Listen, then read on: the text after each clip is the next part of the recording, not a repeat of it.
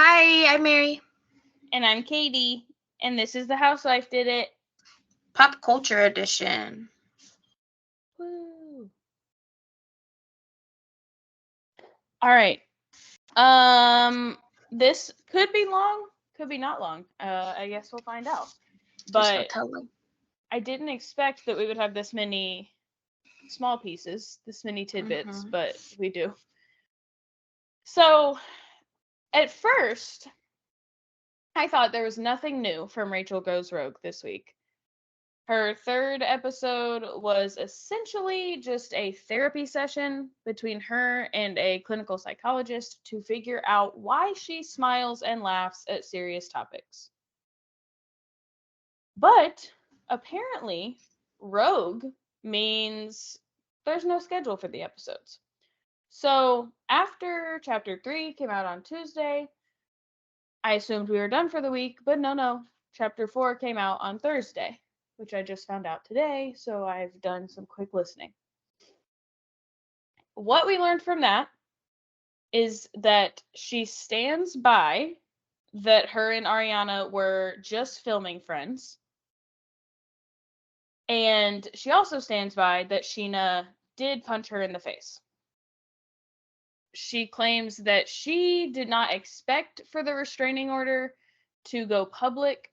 She just wanted to have it in her back pocket in case Sheena claimed that she assaulted her or Sheena kept talking poorly about her. She just wanted to have it there. She had no idea that TMZ would be looking for court records.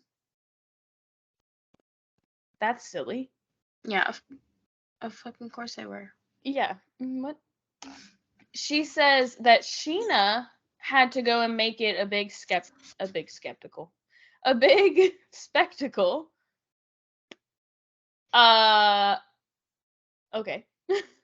Yeah, when did Sheena do that?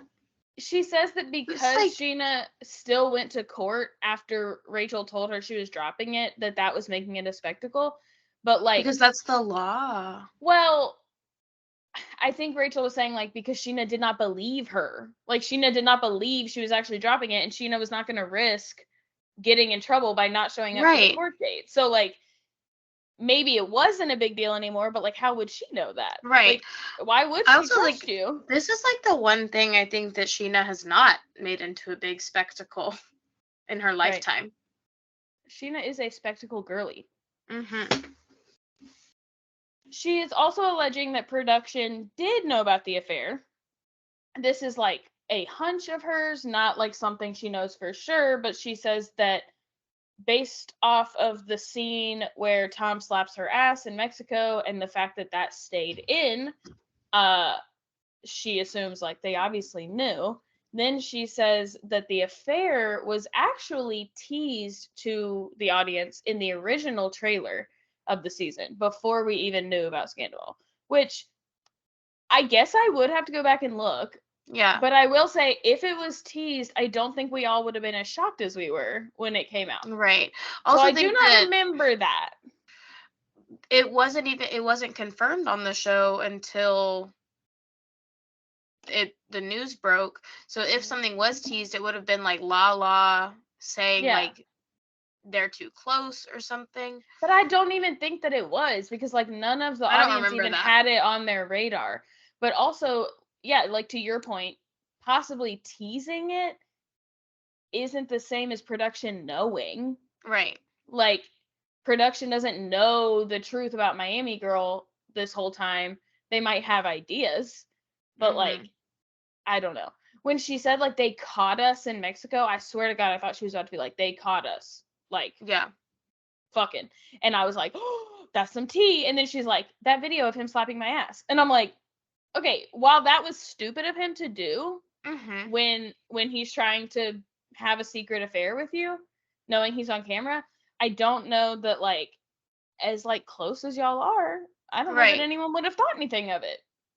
And also we don't have very high expectations of Tom Sandoval as a boyfriend in general. No. Also, this I actually thought was the most interesting part. All right.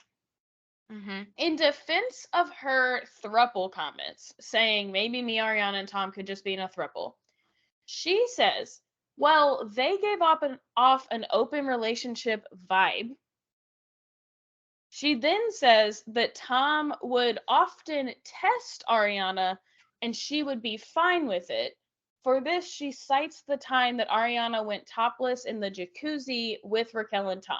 Not really How is sure that how Tom? Ariana, Yeah. right, Ariana going topless in front of who she considers one of her best friends and the her man that she boyfriend. sleeps with. Right. I don't really understand how like that gives you the vibe that, again, like it seems a little bit like biphobic in this way. Like Yeah. I've said this before, that like this idea that because Ariana likes women and she took her top off, she must have been wanting to have a threesome. Well, but Like, also, how is that Tom testing anybody? right, He didn't take her right. top off. No. Like, unless she's saying like Tom was just like, see, Raquel, like she doesn't care. But like, I don't understand. She didn't say, Tom, Yeah. take your pants off and hang Right. out with this girl we are friends with.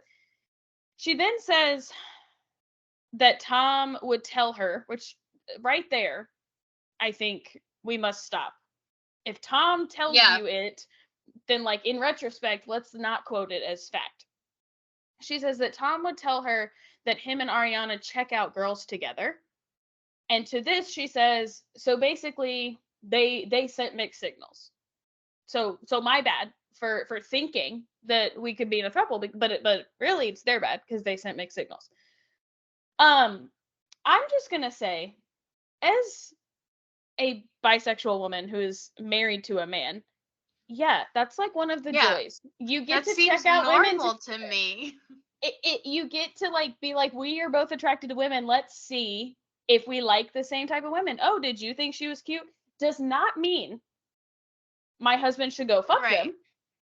And it does not mean that I'm asking to be in a throuple. For some people, it does mean that. Yeah. That's great. You can't just be assuming. But whoa now. And also, do you know who would have been a really great person to tell you whether they had an open relationship or whether they were interested in a throuple or a polyamorous type of relationship? Ariana would have been a good person to ask. And like, honestly, you could have just been like, I think you're hot and I think Tom's hot. Do you think we could ever? And Ariana would have probably been like, hey, okay, bisexual queen, but no.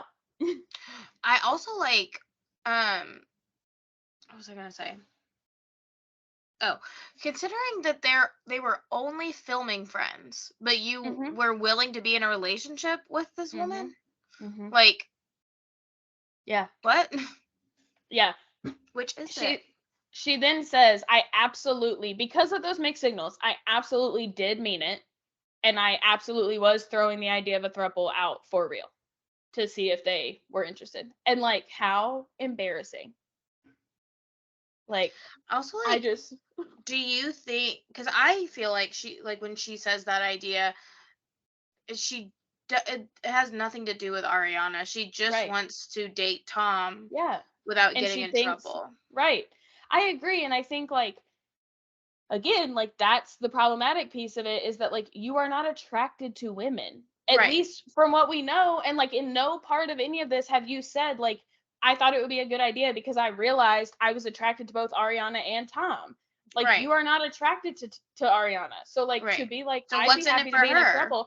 Like, you're asking to be a sister wife, not to be in a throuple. But she thinks that like, because, and again, there's this idea that like, because Ariana likes women, she will fuck any woman available to her. And like, well, Ariana would be lucky to have like a relationship with a man and a woman because she's bisexual. And it's like, no, she was perfectly pleased in her relationship. Now, I will say, she did also cite the incident between Ariana and Lala as like what could be a feature of an open relationship. And I think that's fair. That like, that doesn't mean that that's something they do regularly, but clearly they like, Tom did get over that. And like, for a lot of couples, like that would be like infidelity and a big deal. And so I get that, but like, yeah, he was okay with it because it was a woman. Well, yeah, but like, doesn't that say more about Tom? Right, than like Ariana, that like he would be fine introducing another woman in, but that doesn't mean she would be fine introducing another woman in with him. So yeah, I thought it was pretty gross. Yeah. All of it. So I guess thank you, Rachel Goes Rogue, for giving me something interesting this week, but oof.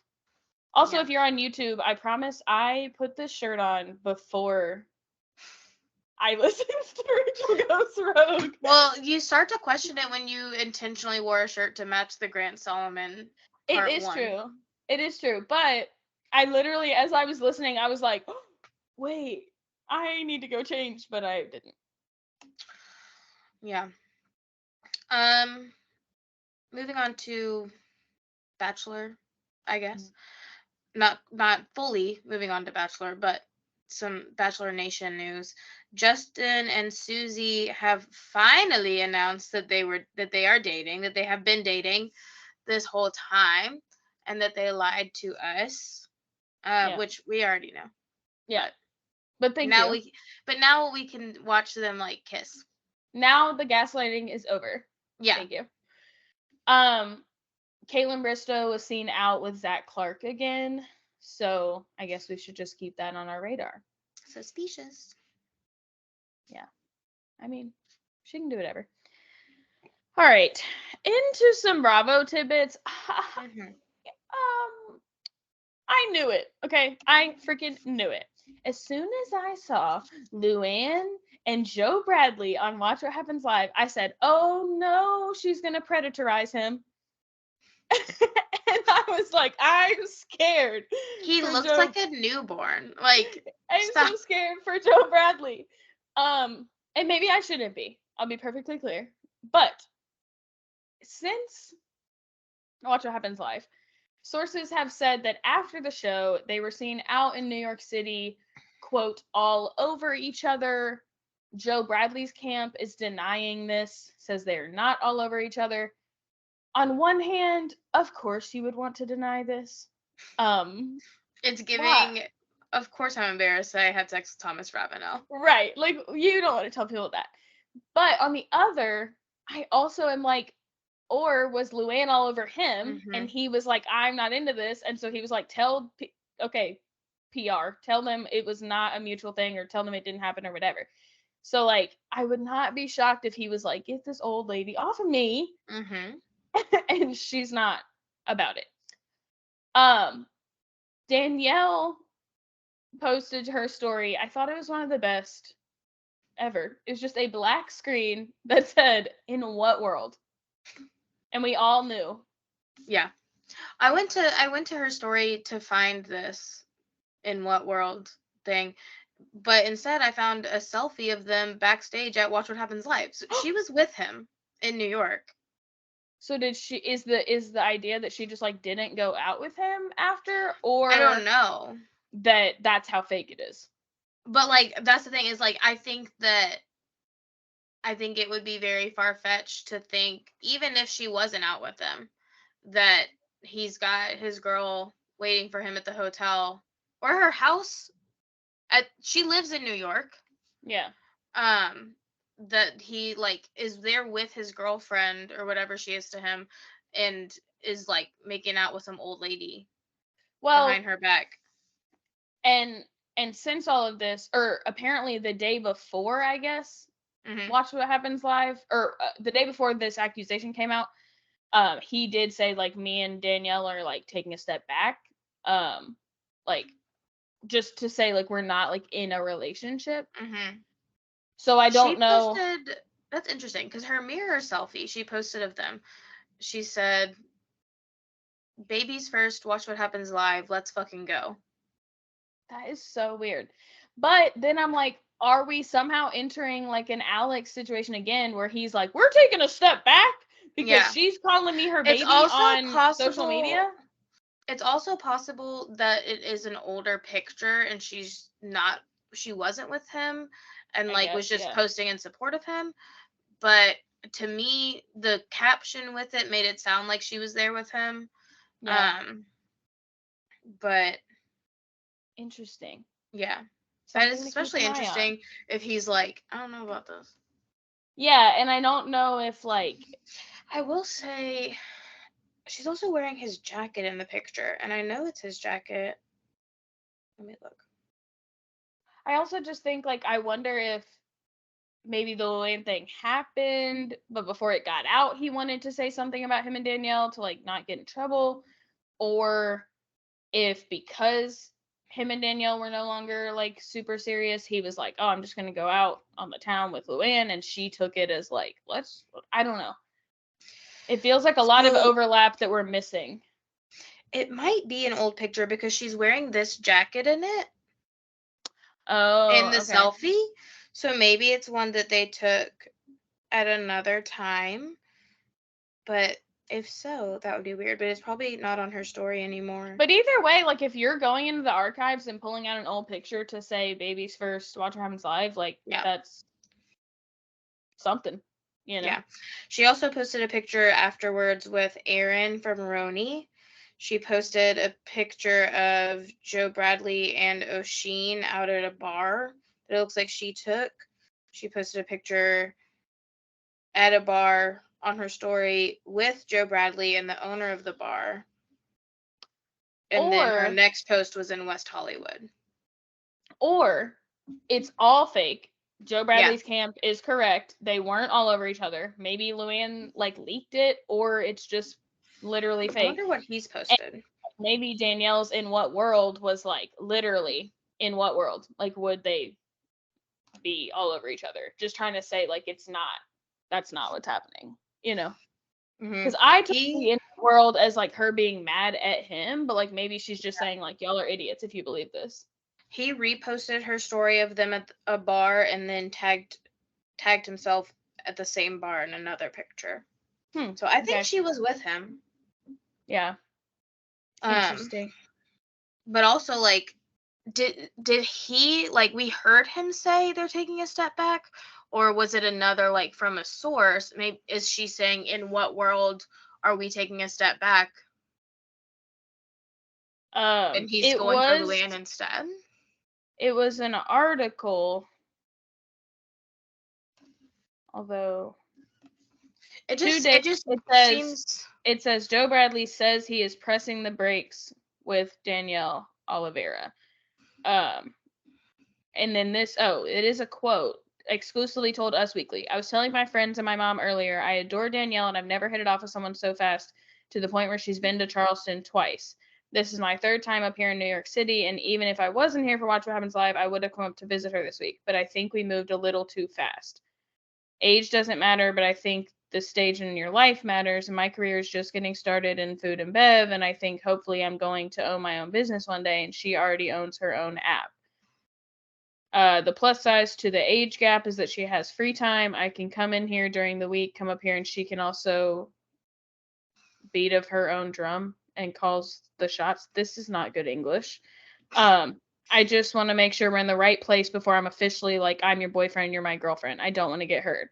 More importantly, I don't want to see her get hurt, and I want to be in the best place possible before we make a hard launch. Which doesn't necessarily mean to me like they're taking a step back. It just means like we're not taking the step forward yet. Yeah. Okay, that makes more sense, because I was like, it's kind of crazy if he's like publicly being like, we're pumping the brakes, and she was like, here's all of our pictures together from this weekend on Instagram. Yeah, but she might just be a little crazy girl. Yeah. Like, I'm like, maybe she would just do that shit. Yeah. Oh, are we pumping the brakes? Here, everyone Alex see is like that watching, and he's like, yeah. All right. Also crazy. Carolyn Manzo. For some reason, I think it's Caroline. Caroline does not sound right, but maybe it is Caroline. I think it's spelled Caroline, but I've never heard anyone call her Caroline. Miss Manzo from the Housewives of New Jersey is now suing Bravo. She is claiming that during the January 2023 filming of The Ultimate Girls Trip, that Brandi Glanville of the Beverly Hills Housewives, also Eddie and Sheena's ex-wife, that Brandi sexually assaulted her. She says she came into her room, kissed her on the mouth, and mounted her on the couch, obviously without her consent. Mm-hmm. The implication against Bravo is that this came from them fueling cast members with alcohol to encourage wild behavior. This season has not yet aired, but based on the promo photo, it does not look like Manzo is in it. But I don't know if that means she like left so early that they could cut her out, or if they literally had to cut every scene with her, or if she'll still be in it, but she'll be more like a friend. Like, I don't really know how you would do a friend on an Ultimate Girls Trip, but yeah, weird. Yeah, good for her for Mm-hmm. suing them. Sounds very much like something Brandy Glanville would do. Yeah, so Brandy has since tweeted about it, and I'm not gonna lie, I can't even really like follow what she's saying, but she says like I'm innocent, but then she seems to echo Caroline's claims that like it's because of them giving her copious amounts of alcohol.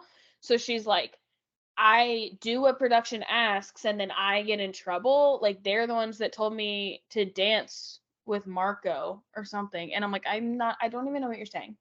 But anyway, it sounds like she's saying they gave me a bunch of alcohol and they told me to be crazy, so I beat crazy and now I'm getting in trouble. But first of all, she's not getting in trouble. Like no one's suing her. And I mean Bravo could be mad at her, I guess, but like she's not facing any consequences. And then also I'm innocent feels weird because like innocent of what? There's no charges against you, no nothing. And like, are you innocent if you're saying that you did do it? It just was Bravo's fault? Like, I don't really understand. Well, I was gonna say that it sounds like that's what Caroline is saying. Is like this wouldn't have happened had production not plied her with alcohol. Right. And so like girl, you don't have to be worried right now. Yeah, shut your mouth. Just stop talking. Yeah, like she's not mad at you. It sounds like. She used your name, but like she's kind of saying like this is out of character. It's because of this. Yeah. Like she's blaming it on Bravo. You need to listen and chill. Well, I'm like criminally innocent, sure. Even Miss Manzo thinks you're criminally innocent, but like literally innocent. It sounds like you did do it. Like I'm confused on what I'm supposed to be taking from those tweets, but. Yeah, I mean, yeah, good for her. I will say, like, I would have to honestly be behind the scenes with Bravo, but these are grown decision-making adults. And, like, the encouragement of drinking, sure.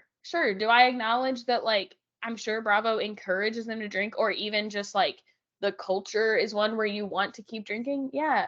But like, can they be held criminally liable for like providing alcohol to consenting adults and then that adult sexually assaulting someone? Like, it seems a little weird for me, but like, good for her because it will like bring up questions and things, and hopefully she can get somewhere with it. She's seeking pretty big damages. I don't know what they are exactly, a number, but we'll see. In a random piece, we don't touch on this much, but Alexa and Brennan from Love is Blind are pregnant. Yay, so they're my favorites. I know, I love them. And I think Bliss like commented on it, and I think she's like so excited because like they were the first ones to get pregnant, and I think from Love is Blind, and so now they'll have baby friends. Yeah, I was gonna say we have Giannina Gibelli is also pregnant, but I guess that's not a Love is Blind baby. Yeah. Because we have some ultimatum babies. Yes, yeah. Sabrina Carpenter is dating Barry Keoghan, which people are crediting to his dance scene at the end of Saltburn. Have you seen Saltburn? Have you seen the scene I'm talking about? No. Do you understand why people are crediting it to that? Or should I explain? I mean, okay. I mean, I think I can get it that it must be a scene that they think would make people want to date him. He's naked in it. Oh, okay. In the front of his body. Okay. Well, so Um, on the Below Deck Med finale this week, Natalia surprises the crew out at dinner. So Natalia, we talked about, she was a stewardess. She left. She's been texting with Luca and like flirting with him. So she comes to dinner. She makes out with Luca. And Jessica, who he's been like boat dating, retaliates by making out with a random guy at the bar, and then with Max, who is one of the deckhands. But Max is kind of boat dating Lily. But he like asks Lily first. He's like, "Could I make out with Jessica to like show Luca that she is like something he should want and like that she's worthy and like to like get like make him jealous for her?" And Lily's like obliterated. Lily fell on the beach and then woke up the next morning and was like, "I don't know why my leg is like broken." Like she had no memory of it. So she was like, "I don't care." But then so he does make out with Jessica, but it's nowhere near Luca. Oh, good. It's nowhere near anybody. So no one can see them except for Lily. And Lily's like, "What the fuck?" And he was like, "You said I could." And she was like, I don't remember that. "Where is Luca?" This is supposed to be a jealousy thing.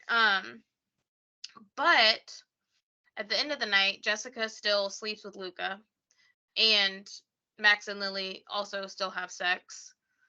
The next morning, Lily has to go to the hospital because she hurt her leg so badly, and she can't remember why. On Southern Hospitality, the crew went to Miami. Before the trip, Mikkel, who's been like, Trevor didn't make out with anybody. Bradley like tells him and shows him the video, and he's like, "Oh shit!" Like he definitely made out with that girl. Wait, the video shows it? No, but Mikkel like Trevor had told Mikkel that it was his friend that was all over Oh, right. the girl, and so like the video like proves that they were at least flirting, and so he's like, "Well, I can't believe him now." And then Mikkel tells Bradley that Maddie made up the story about him in the alleyway last year. Mikkel was supposedly one of Maddie's witnesses, and he admitted to Bradley that he never saw it happen. Mikkel! Drama. What little traitor! I know, he's drama. I knew from like this season, from the moment he was like, "Oh, Trevor didn't make out with that girl," when he wasn't there. He loves to claim he knows things when he wasn't there. Then in Miami, O'Sheen got blackout drunk the first morning they were there. Don't we love those guys? Yeah, they go to the beach. He calls Mia a bitch. He then Not my Mia. He then said she didn't have a job and shouldn't be in Miami because it was only for Republic employees. And then he said the same thing about Lucia, despite the fact that O'Sheen is the one who arranged the trip and invited Mia and Lucia. So, like, if it was for Republic employees only, you should have told them they couldn't come. Yeah, that's silly. Seems like you made a mistake here. Right. My favorite part of this was Joe Bradley saying, "O'Sheen is so drunk right now, his wheel is spinning, but the hamster's dead." Oh, no. So the group is telling him he can't talk to women that way. Bradley's like trying to calm him down. This is like before he said shit about Lucia. After he said shit about Lucia, Bradley was like, "I'm going to punch you in the face if you don't shut the hell up." I really can't stand Bradley, though. No. He's like trying to calm him down. So O'Sheen comes back. He says that Mia can switch teams because they're playing volleyball. And she was on his team. But he said that he would not be apologizing to her and that he was just going to ignore everybody. But then he did not ignore everybody. And he continued to yell at Mia and say that she was unemployed, which is not true. She's a financial like advisor or something. She's just not employed at Republic. Yeah. And he's just like yelling at her, yelling at Lucia. He like tried to grab Lucia's like ass at one point, and she walked off, and he started yelling at her that she was unemployed. Your MO. He won't stop. And finally Maddie comes over and yells at him, and she's like, "You're done. Like this is enough. You're being a crazy person." And she makes him go back to the condo alone and take a nap. then everyone else goes out to dinner. Lucia and Bradley finally kiss, and it ends on like a to be continued where O'Sheen wakes up and he's like the next morning he went to bed that afternoon after the volleyball. He slept through their entire dinner and woke up the next morning, and he was like, I know I was a bad boy yesterday, but I can't remember like exactly what I did, but I feel like I probably have some apologizing to do. And like that's where it cuts off. Yeah. But like you don't feel like you have some apologizing to do. Someone told you did because you keep doing the same shit. Mhm. Yeah. Stupid. Whatever. Our last tidbit is that a deep fake website posted explicit and graphic AI generated photos of Taylor Swift and several different football players. And it is rumored that she will be taking legal action that people are hoping will result in regulations for AI produced content. Mhm. Yeah, X is under fire for like these images being able to circulate Mm-hmm. like despite their community guidelines. Yeah. Also though, like I feel like we knew this was coming. Mm-hmm. And it kind of, not that it is great that it's like at Taylor Swift's expense, but like that it was going to take something like this Right. to then get it regulated. Right. But I don't know if these are just two separate headlines and are getting like mixed up, but I believe because she also has had a stalker like arrested recently, Mm-hmm. and I believe that these came from him. I had heard that it was from like several different people, like Okay. football fans, is what I heard. Okay. I don't know how we can like prove that, Right. but that's Or what like I had seen. I don't know that we can prove that he's not. I don't know. Yeah. So either way, she has had a stalker, I believe, arrested. Mm-hmm. And I just read this morning that he has been seen at her home over 30 times in the last 2 months. Mm-hmm. So that's concerning. All right. Like I said, last tidbit. The Bachelor premiered this week, Joey's season. So, as is now tradition on this podcast, we're going to read through the Bachelor contestant bios. But personally, I don't find it as fun to make fun of women as I That's do to true. make fun of men. So, we're going to read through them, but also compare the pre show bios to the women's first impressions. Okay. So, to start, we have a pair of sisters. Great idea. Genius. Has worked out before, obviously. Not even Um, twins. no. I will say I'm glad that they didn't make them get out of the limo together. Yeah, but because they weren't even gonna, Yeah, but like I'm and thinking weren't about their like initials there. the Yeah, but I'm saying I wonder if they would friends. have made them get out together if the girls had said like, yeah, we'll tell everyone we're sisters immediately. Maybe. Probably because they Yeah. said we want to keep it a secret. They're like, fine, you can go separate. Yeah. Allison is 26 from Philadelphia. She, in her bio, says she has won many costume contests, enjoys a fruity gin spritz, and loves dressing up for fancy dinners. Okay. Costume contest is weird. Yeah. Uh How Also, often do people host costume contests? it reminds me of that girl from Love is Blind, I think, or The Ultimatum. It was from one of those shows, and she was like, I like throw parties all the time. I have like banana costumes. I have like all of this stuff. Like I'm constantly putting on costumes. And like maybe that's cool. Like maybe that's a cool trait to have Wasn't or it not. Nicole I don't even remember who Nicole is. or the one who was maybe no Danielle, the one who was engaged to Oh or who was yeah. married to Nick? Yes, yeah. Okay. Cuz he was like, that's weird. But But then he did dress up as Rance yeah, with her one time. yeah. But Joey obviously really likes Allison. He Mm-hmm. asked her follow-up questions like right there at the front. Like I was Yeah. sitting there thinking like, If Yeah. I'm a producer, I'm like, Joey, move this You got along. shit to do. End of that now.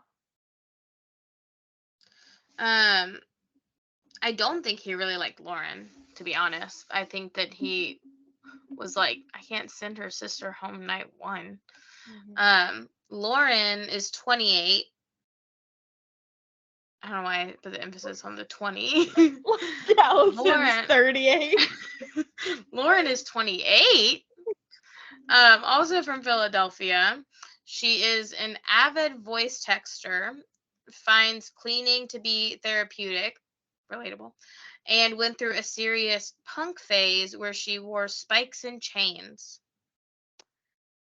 I actually thought the beer chugging turned out cute. It was cute. But an avid voice texter, I literally could not. Goodbye. No. Mm-mm. I am a little disappointed that the sisters did not even attempt to keep the secret past night one. They were like, we're not telling anyone. And they came in and they were like introducing themselves to each other. She's like, I'm Right. Allie. She's like, oh my gosh, so nice to meet you. And then like they were like, okay, we have to tell everyone now. It's like, girls. Stupid. Autumn is 26 from St. Louis. She spontaneously got a lip tattoo at a music festival, doesn't understand why going through TSA takes so long, and gets rowdy during college football. She was cute, and I second the TSA complaint. Yeah. I think everyone does. Chandler is 24. She once gave from New York City, sorry. She once gave herself bangs, loves a good Sunday fun day, and is seriously afraid of lightning. Yeah, this is a very boring bio, which I think checked out. She seemed quite boring. But the Joey and Chandler joke I thought was good. Yeah, it was funny. I will say she's one of the like 3 women who like were like what people are saying are average sized compared to other Bachelor contestants. So it was like sad that she got sent home, but she was born. Carissa is 26. She's from Abbotsford, British Columbia. She says she is super athletic but can't ride a bike. She is a Christmas baby and loves a competitive game of Scrabble. I think Carissa is gorgeous. Yeah. And people are applauding her as one of the first advertised mid-sized contestants in the franchise. People saw her in the promos and were like, wait, like, holy shit, like the girl in the sparkly black dress is like normal size. And there are a few more, like I mentioned, this season who like are not the average like for Bachelor Nation. Yeah. Which is exciting. Yeah, I'm obsessed with her. She is giving like Mia from Southern Hospitality, and I think Mia's super hot. Yeah, she does look like Mia. Yeah, I think she's gorgeous, and we love a Christmas baby. How cute. Did you watch this episode of Southern Hospitality? No. You'll love Mia in her little bikini. She's so cute. Daisy is 25 from Becker, Minnesota. She enjoys singing in her car at the top of her lungs. She loves ice cream more than anyone in the world, which is a bold statement, and dreams of becoming a best-selling author. She is also our second deaf contestant in the Bachelor franchise. Yeah, she was so likable. She's so cute. I was like, is she also going to be the second deaf contestant to get a first impression rose? Because I love her. Yeah. But she was not. Edwina is 25 from Atlanta. She wants to learn to play tennis. No, she doesn't. She sure does not want to learn to play tennis. She is terrified of cats. And she once flew to Paris for a day just to see the Eiffel Tower. Okay, we're different. We're built different. First of all, terrified of cats, I couldn't roll my eyes harder. Second, like it's giving Jessel's husband going to Vietnam for a day. Yeah. Okay, girl. Weird. Yeah, I was like calling bullshit on all of the things in her bio, to be honest. All of the above. Erica is 25 from North Bergen, New Jersey. She loves to paint and sip. She can sleep literally anywhere as long as she has a comfy pillow, which I didn't realize is like special. Yeah. Me too. And is haunted by her high school emo phase. So I feel like her and Lauren could really hit it off. Mm-hmm. Also, who the fuck loves to paint and sip? Like, unless you're just like a painter who likes Mm-hmm. wine. That's weird, my Yeah. friend. Evelyn is 29 from San Antonio. She is a Hamill fan. What a weird way to say that. Yeah, I didn't like it. She wants to go on a lunch date with Charity Lawson. Suspicious. Mm-hmm. Are you really here for Joey?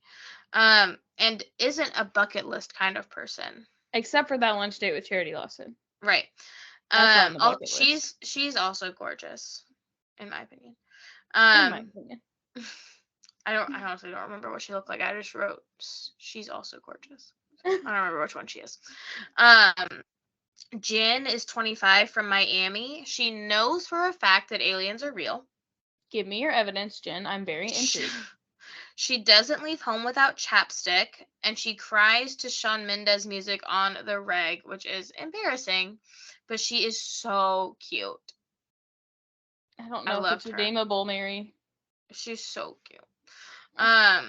Jess is 24 from San Diego.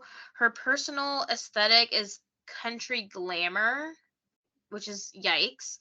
She read her first book for fun last summer, which checks out, in my opinion, and is a sucker for a pretty view. Just like everyone in the world. Yeah. Not that stupid ass entrance of you're looking for a relationship and coming in on a boat. Yeah. Country glamour ain't it, girly. Agreed. No. And of course, the country glamour relationship girl is the one who can't read the room. Yeah. At first I was like, ooh, a pantsuit. And then I was like, no. Not a fan. She was the first one, it seems, to kiss Joey. But then she went and told everyone, and they got upset. And then after she made everyone upset, she stole his time from other women. She like interrupted other people and like asked to see him again after everyone was aware she had already spoken to him and kissed him, which is like not a good look. But she still like I don't remember who it was talking to him, and she like came over. She was like, "Can I steal him?" And the girl goes, "Again?" I said, Yeah. "Yes, girl, tell him." And she's like, "Yeah, again." And then like the girl like pulled her aside to talk about it, and she's like, "Well, I'm not here to make friends." We've heard it before. Blech. She won't last long. Longer than we'd like, but yeah, annoying. Caitlin is 25 from Santa Fe, New Mexico. She is a cribbage queen. I don't know what the fuck that is. She struggles to put her laundry away, which is relatable, and she loves heights, which is not relatable. Yeah. Cribbage is pretty big here in Minnesota. It seems to just be some sort of card game, but then you like move pegs along a pegboard. And they make cribbage boards shaped in like all sorts of things. You can get one shaped like Minnesota. And yeah, I don't know. No. Okay. No, but I hear about it a lot. Kayla is 27 from, is she the one from Ontario? No, that's Maria. From Hamilton, Ohio. She once stopped traffic to save a baby duckling. She loves Harry Potter, and she dreams of eating her way around the world. Yeah. Me too, girl. You should talk to that girl who can fly to Paris for a day. Yeah. Kelsey A is 25 from New Orleans. She can She can plan an international getaway in 12 hours, which see, they're all the same. In what situation did you like realize that? and Yeah. then take it so seriously that it's now become your fun fact. Yeah. Kelsey, Kayla, and Eiffel Tower Girl should hang out. She says she often wonders how the world would be different if social media didn't exist. Yawn. Yeah. Come Over on. it. And she takes pride in her gift giving abilities, which is so me coded, though. Yeah. Yeah. But also, I thank God for her saying, I don't like bad boys. I like a guy to treat me right. Someone call Taylor Ann Green. Yes, we love it. We love to see it. Kelsey T is 31 and she's from LA. She likes when wild lizards crawl into her hands. Cute. I love that. But weird. She describes herself as a grade A hype woman. Just double cute. And she wants to thank Destiny's Child for getting her through adolescence. Just triple cute. Also, she's beautiful. She's so Mary's cute. obsessed. She's adorable. I was like, the wild lizard thing, I was like, that's fun. That's a fun fact. Yeah. Kira is 26. She's from Miami. She says she makes the best Kung Pao tofu. She loves to look through her old yearbooks, like, alone for fun. And she dances by swaying side to side. I get it. She said that's her go-to dance move. No. Is the sway side to side. They're gonna make her do it. Lainey is 27 from Philadelphia. She loves a good happy hour. She doesn't mess with sharks. Who does? People just out here playing around with sharks. She's like, I don't fuck with sharks. Okay. And she wants to buy a house in Greece one day, which, I mean, same. Cool. Yeah. Dream. Leia, 23, is from Waipahu, Hawaii. She was on a canoe paddling team in high school. She plays the flute and would love to teach music and is a cliff diving enthusiast. She's the one who got a card from Jesse and Joey in the little pre-meet on, like, after the final rose, but she didn't know what was in it and Joey didn't know what was in it. And they were like going to open it together. Yeah. Yeah, so we find out that it would give her the advantage to steal a one-on-one date any time in the season. She tells Joey that she doesn't want to play God in his bachelor journey, and she throws the card in the fire. And I'm, like, not trying to sound holier than thou, but I truly think I would have done the same thing, or at least, like, not used it. Maybe I wouldn't have put it in the fire, but I, like, you know, so too. like, no, yeah, I completely agree. She says, like, if I'm meant to be with Joey, then I am, and if I'm not, then I'm not. You know, like, I don't need to, have, like, I don't know what the word I'm thinking of, but, like, have an advantage in the game, But Joey obviously liked this and gave her the first impression rose. And to no one's surprise, Jess, relationship country glamour girl, says, I would have taken it. I bet you would have. Yeah, because you would have needed it. Yeah. Leia doesn't need it. Lexi is 30. She is from Atlanta. She was an RA of her freshman dorm. Like, imagine being 30 years old and being like, here's my fun fact. Yeah. Girl. What? She cannot live without self-tanning mousse, and she wants to run a marathon. Yeah, seriously, that's boring as fuck. I cannot really remember her. She looks kind of like Jess to me, I think. And the self-tanning mousse was evident. Medina is 31 from Charlotte, North Carolina. She loves to unwind with a face mask and a cup of tea. She is a big supporter of color-coded organization and has never been camping and never wants to. And I love all of that for her. Yeah, I too have no desire to pop my camping cherry. Yeah, I'm good. But imagine being trapped in the limo with this girl and all of her tennis balls. Yeah. Oh no. Girl. Maria is 29 from Kleinburg, Ontario. She loves a good disposable camera photo shoot, dreams of eating sushi in Japan, and is obsessed with horror movies.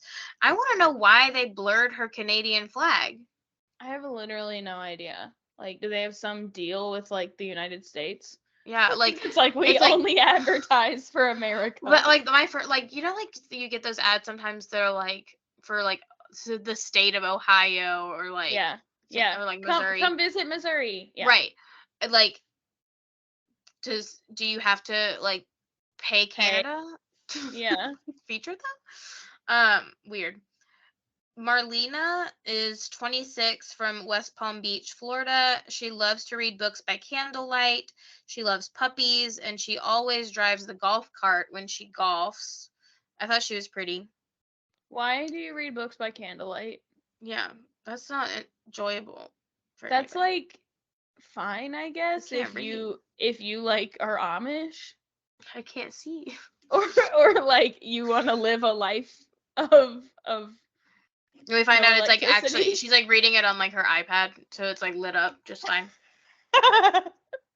It's an audio book. Yeah. She's just laying next to the candle. She's in the bathtub.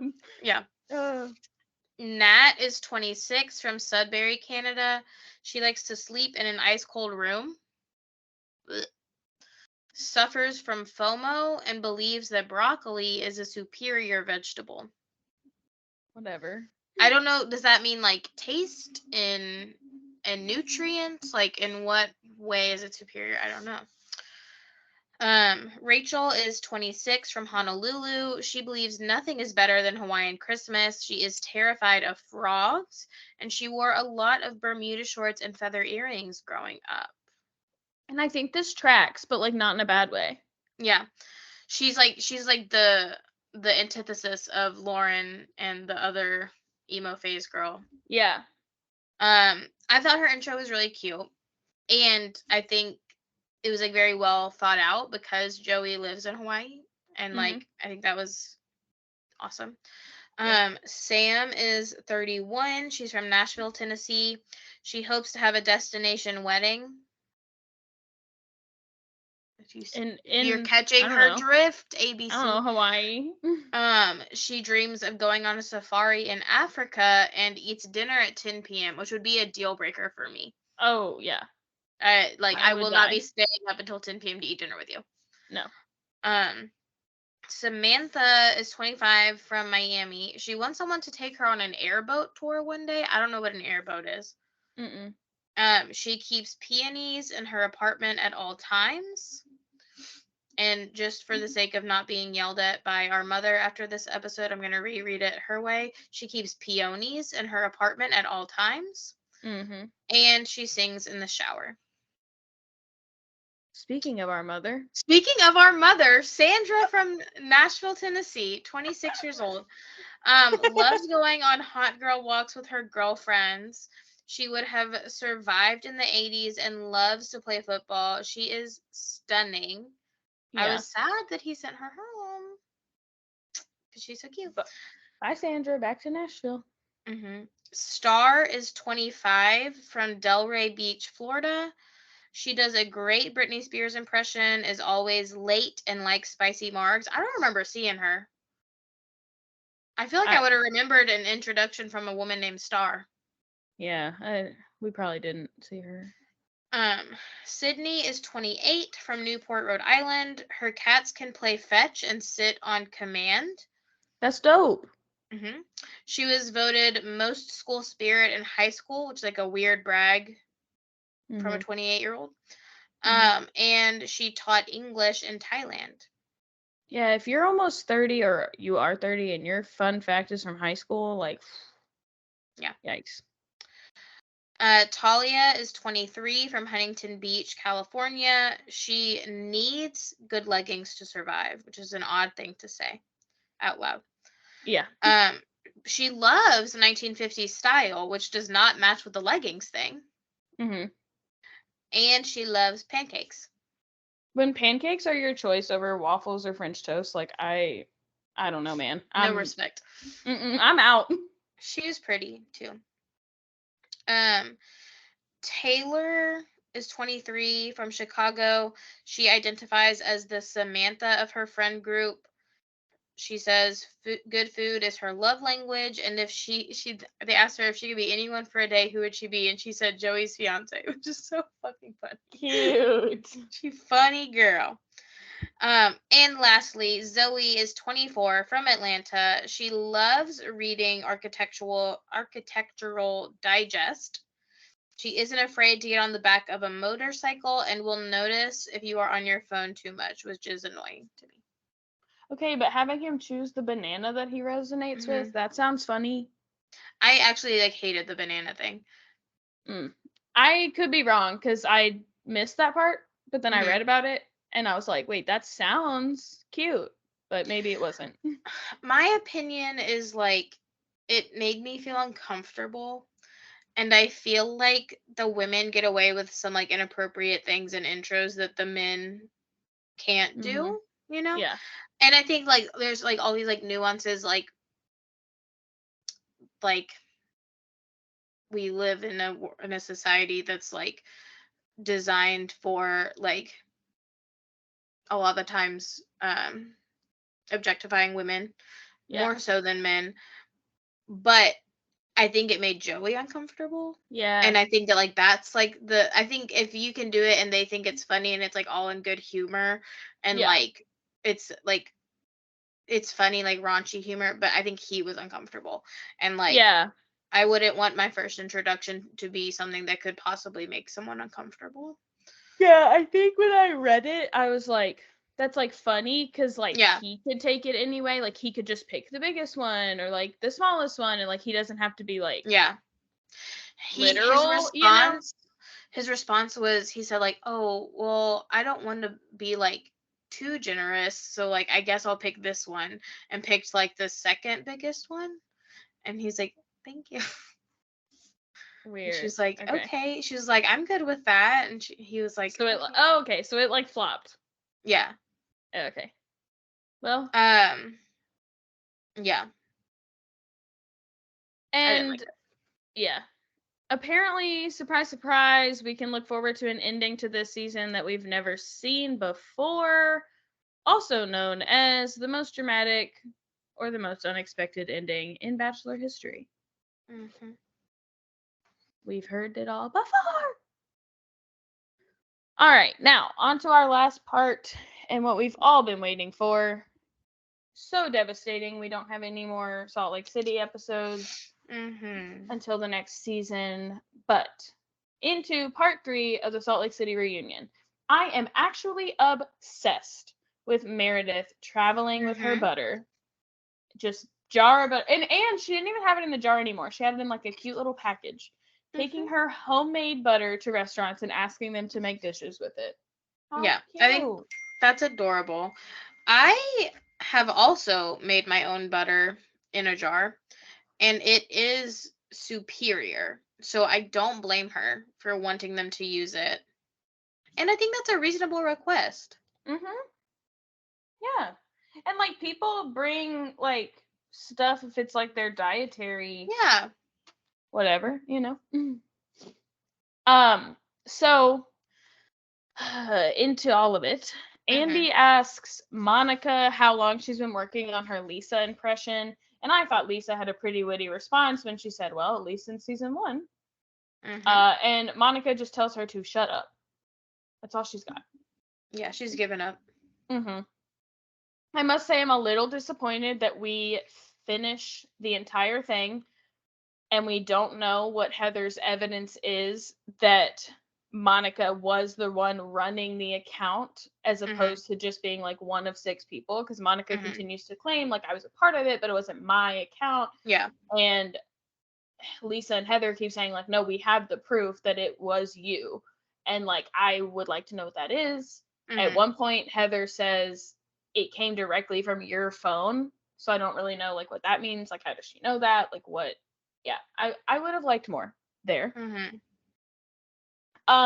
What we were waiting for 3 whole parts, the burn book, flopped dramatically. Yeah. It was not scandalous. It was not funny.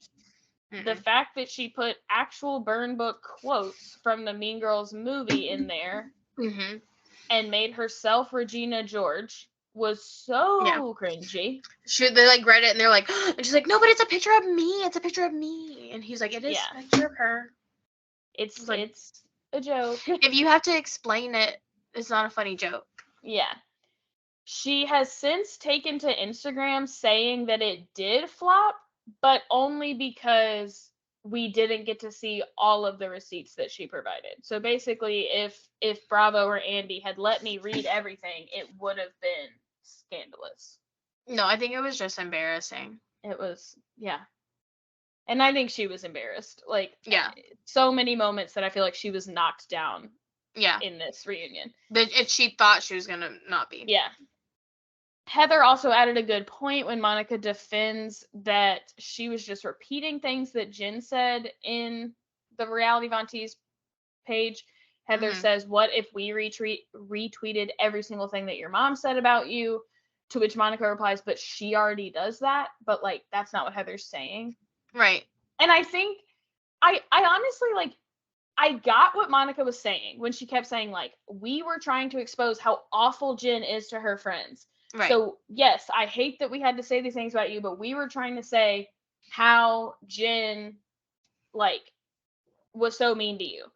Yeah, what Jen said. But then she never followed up with, like, but I'm sorry with, like, for how it hurt you. And I think Heather and Lisa's point was that, like, it is relentless when you are tagging me 10 times a day in the things that people say about me. Because then I cannot escape it. Like, Jen may have said it once. You want me to know. Right. Jen may have said it once and it sucks, but, like, it's not public. And I think we'll get to this later, but Andy eventually says to her, like, do you not understand that, like, just because you don't start these things or you don't say these things originally, like, there is a difference when you say it on national television or for Reality Von Tease on Instagram, that, like, in the DMs to them, that is essentially starting it, at least publicly. Right.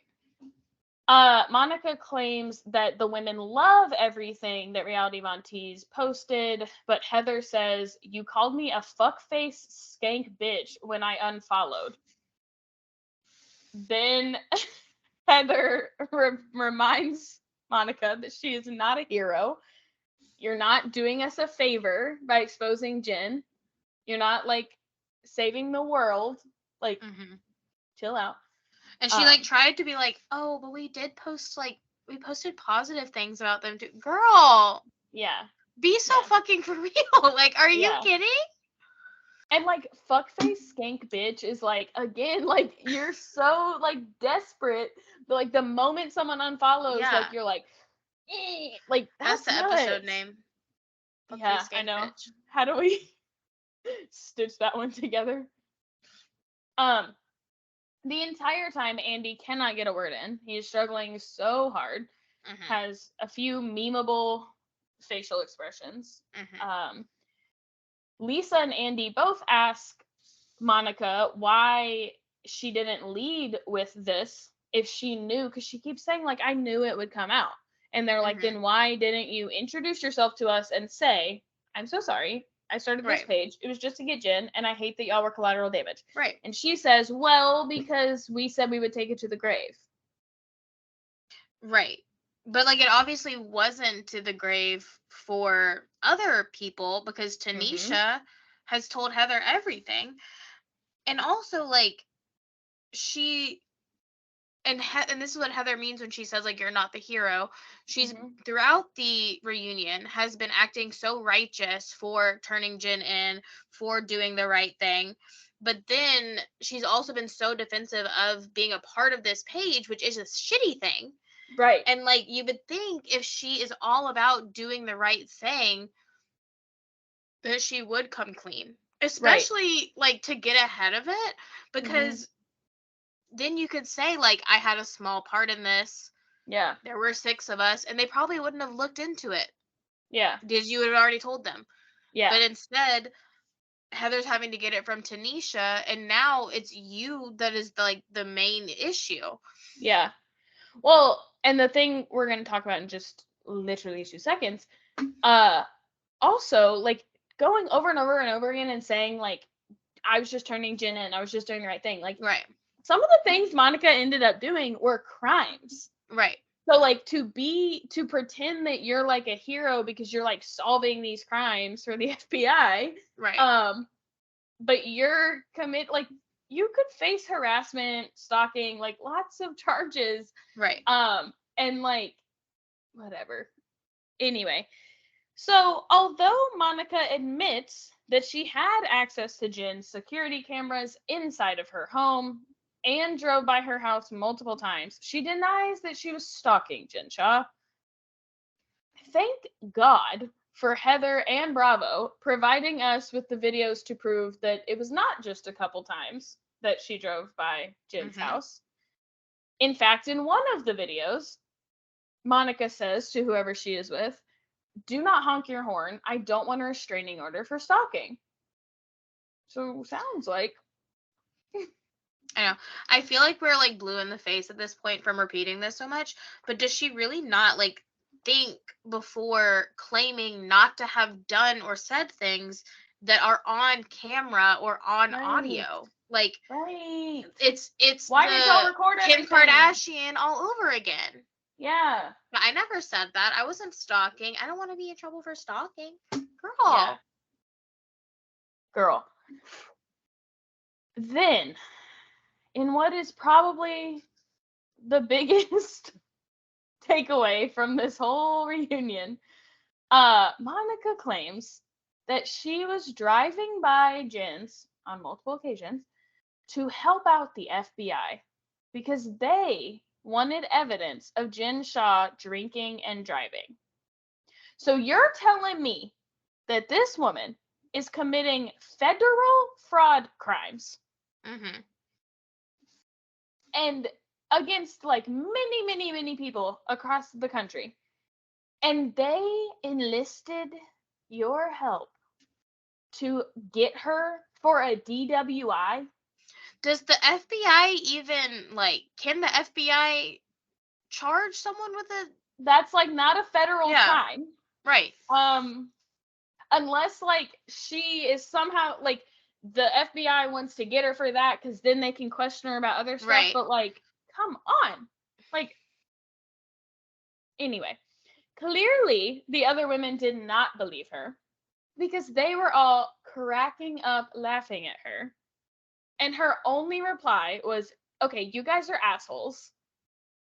And in that moment, like, I truly feel like she thought this reunion would go better for her. Even when Andy says, "I'm surprised that you're shocked that they're so mad." And she's like, "No, I am shocked." And it's like, I think she thought she was going to be iconic during this. And she's pathetic. And she says, it's a whole screaming match. And she says, How is it unbelievable? And Andy says, because it doesn't make sense. Yeah. It was like truly the most far-fetched thing I think I've ever heard on Bravo, which is like saying a lot. But also like it was like almost like you said, like pathetic. Like it was almost like sad to watch her be like, "You guys are assholes." Like she really like because like you said, like she thought that it was going to be this like almost like impressive thing, like or like at least a reasonable explanation for everything, like, "Oh, well, it's because I was doing this for the FBI." And they like so much don't believe her that they are laughing in her face. And like no one is on her side. Like Andy was like trying really hard to be like, "Oh, okay." And they asked you to do that and like pretend like he believed it, but like he was like, "What the fuck are you talking about?" Yeah. Lisa then says to Andy, "Y'all brought her on just to fuck with all of us." It really feels like it because she's such a joke. And Andy seems kind of like taken aback by this, and Heather just straight up asks him, like, "Did production know?" And Andy denies this. So then Heather says, "But she's claiming that production knew the whole time." So then Monica says that she told production in her casting interview. And Andy's like, "You told production that you run a troll account." Like, it's different if you say, like, I used to work for Jen. I am in the process of trying to expose her, and I'm a witness for the federal government. Like, that's different than saying, like, I run a troll account. And he says, we would not have hired you if we knew you ran a troll account surrounding these housewives. And she says, okay. Awesome. Great comeback. Related to the original rumor that Angie K was in the Greek mafia, do we now, like, Monica is still saying, like, I did not send that DM, like, it is just a coincidence that me and Meredith both got it. And, like, why would we believe her? Like, do we believe that? Like, no, she definitely sent it. She definitely, and they're like, it came from the same account, and I was like waiting for them to be like, it came from Reality Von Tease too, and I was like, but yeah, surely she can make, especially if she's claiming Reality Von Tease isn't even made with her email, she could just make another account. And she even, in that video about Mary, she said, I'll just DM her from a burner account. So, like, she has multiple burner accounts. Come on, girlfriend.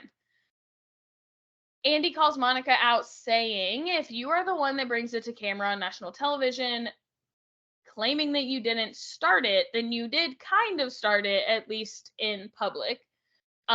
Which I think is a good takeaway for all reality TV stars. Yes. Just to note.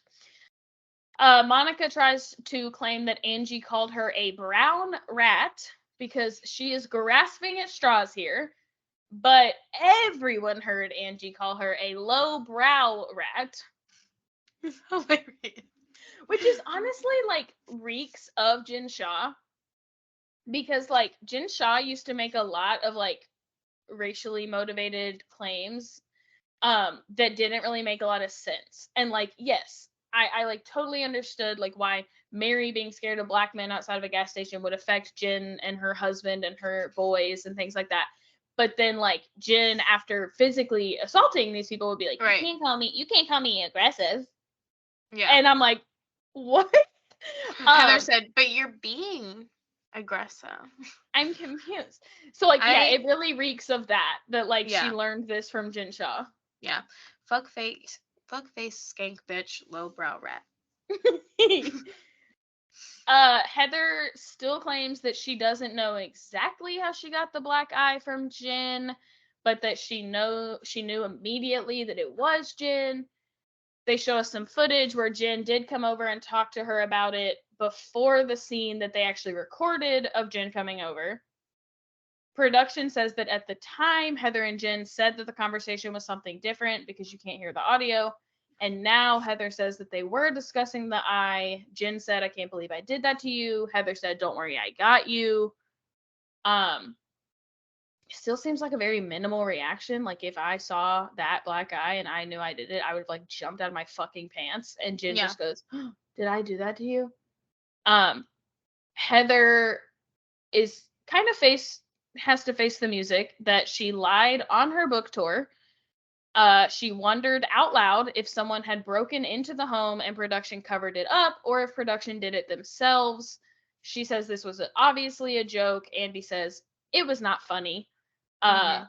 Which Heather says, like, that's why I started with an apology. But the other women seem to now say they fully understand why Heather lied, which I think is further proof of how fucking awful Jen Shah was to them, that they are all like, yeah, I would have done it too. Like, we all would have lied. I want to know more about the scratches too, though. Like, because, like, even, like, the way they're explaining it, it almost feels like something happened by accident. Yes. Like, for the black eye, but then when you take into consideration the scratches all over her body, like, she got the shit beat out of her. Well, like, and that's where I have a hard time, because then Monica says, like, me and Heather have something in common, that we were both physically assaulted by Jen Shah. So, like, it does seem like they're trying to say that Jen Shah, like, straight up punched her. Right. But then the scratches, to me, yes, two options. Either the scratches indicate that she did have the shit beat out of her, or the scratches indicate that it was, like, possibly a sexual situation, to me. And to be honest, not to, like, come for Heather, but to be honest, I don't really have a doubt that Heather would take that to the grave. Like, Yeah. if they were having sex and this happened, I think Jen could still get in trouble with the law, so that explains why she lied. But I also think there could be self-preservation there, that she doesn't want to admit as a Mormon woman that she was having sex with Jen Shaw. So I don't know. But yes, it is weird that we're still not actually getting an answer, and I still Right. feel like Heather might know more. So you're telling me they were both equally blackout. They both equally don't remember this. They just know for a fact that Jen did it. Like, Or Jen still, remembers beating the shit out of her and won't tell her that. I feel like, I don't know. I mean, she says they talked about it a lot. I feel like Jen, if I don't know, but you're right. Maybe Jen said, "Did I do that to you?" and is trying to claim like, I don't remember, but I bet it was Yeah. me. I don't know. But Andy asks, like, did it never, when we had lawyers coming in and all of this, like, did it never reach a point where you went to Jen and said, like, this has gone too far? And Heather says she did go to Jen and say that, but that Jen told her they will continue to lie unless production can come up with some hard proof, which, of course, by that point, she had probably seen all the camera footage and knew, like, none of this can prove anything. Yeah. So we will take that to the grave. It made me sad, like, when they were talking about the production part of it, just because it was like clear that she was so regretful of defending Jen, and especially like at the risk of losing her spot as a housewife, like at the risk of getting production in trouble. And I think it was pretty clear in the way that Andy was speaking to her about it that Andy and Bravo are like very upset, probably like still very upset about the suggestion that production did anything wrong, whether it was covering something up, like, or being in on the attack. Like, it was, I have never heard Andy Cohen speak to anyone that way. I feel like and it's because of the like the repercussions it could have on Yeah. Bravo. But it was just like, it was really sad that like that she said like, I hate that I put my opportunity here at risk. And like, it's, but I think again, it's so crazy to me that you would do that for Jen Shaw. Like, that you would put all of those things at risk. Like, And but that's the hold she had on them. And she continues to be afraid. Like she said, like, Yeah. I'm still afraid of retaliation. Right. And because Um, Jen Shaw went to Instagram and said, I will. She said, bet. Yeah. Monica did not apologize one single time. Andy gave her ample opportunities at the end. Do you have anything to say? Do you have any final words? Are you sure there's nothing you want to end with? Nope, nothing. Nope. She good. Yeah. Then we go to Watch What Happens Live, where Heather Gay debuts her new chin.